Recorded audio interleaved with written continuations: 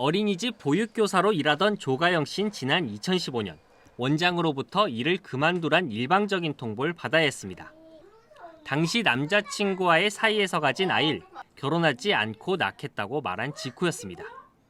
가영 씨는 미혼모에 대한 부정적인 인식 때문에 당시 원장의 권고사직 통보가 부당하다는 생각조차 못했다고 말합니다.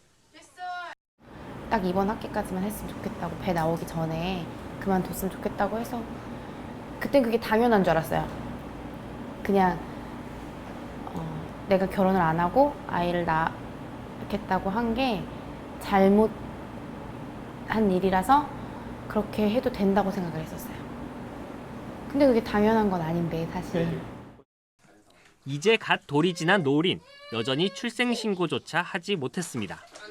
엄마가 아이를 낳은 지 2달 만에 집을 나가 출산 기록을 확인할 수 없기 때문입니다. 아빠 영환 씨는 구청으로부터 임시번호를 발급받아 노을일 어린이집에 겨우 보내고 있지만 아이를 홀로 키우며 우울증까지 생겨 생업도 포기한 상태입니다. 그때 그냥 죽으려고도 했었고 마음 힘들어서 이제 막 병원도 다니고 막 그랬었거든요. 지금도 다니고 있지만 지금 보면 맡길 수도 없는 상태고 어디 멀리 일 갈 수도 없는 상태고. 미혼 부모들 역시 똑같은 아빠 엄마지만 결혼을 하지 않았다는 이유만으로 일상에서 편견과 차별의 벽에 부딪힙니다. 아이 돌봄으로 일정 변경이 어렵다고 하자 열정이 없다고 해고당하기도 하고 취업 면접에서 업무 내용보다 왜 혼자냐, 혼자 아이를 보며 일을 제대로 할 수 있겠냐 같은 질문만 받기 일쑤입니다. 산후조리원에서 나이 어린 미혼모라고 왕따를 당하기도 하는 등 미혼 부모들은 아이를 가진 시점부터 차별과 부당함을 맞닥뜨립니다.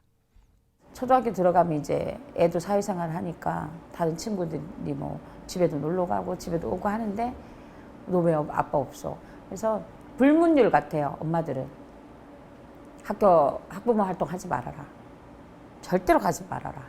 저도 그랬거든요. 저도 안 갔거든요. 미혼부의 경우 노을이의 사례처럼 출생신고부터 쉽지 않습니다. 4년 전 미혼부의 출생신고 요건을 간소화한 이른바 사랑이법이 통과됐지만 법 통과 이후에도 미혼부 출생신고가 100건 넘게 기각될 정도로 여전히 문턱은 높은 상황입니다. 미혼부는 친부로 인정받기 위한 유전자 검사 비용 수십만 원도 부담해야 합니다. 출생신고라고 하는 거는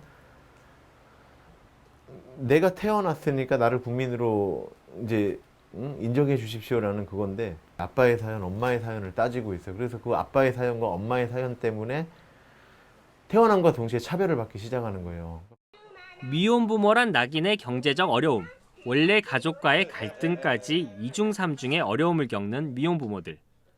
지난해 국내외 입양아동 가운데 90%가 미혼부모 자녀였고 미혼 임산부의 96%가 낙태를 선택하는 것으로 추정된다는 조사 결과도 있습니다.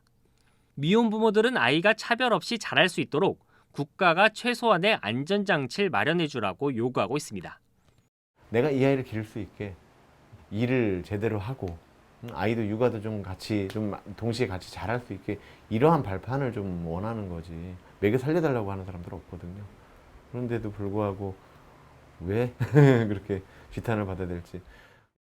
합계 출산율 0.98명의 초저출산 사회로 접어든 한국. 출산할 수 있는 환경을 만드는 것만큼 태어난 아이가 편견 없이 자랄 수 있는 사회를 만드는 것도 중요해 보입니다. EBS 뉴스 송성환입니다.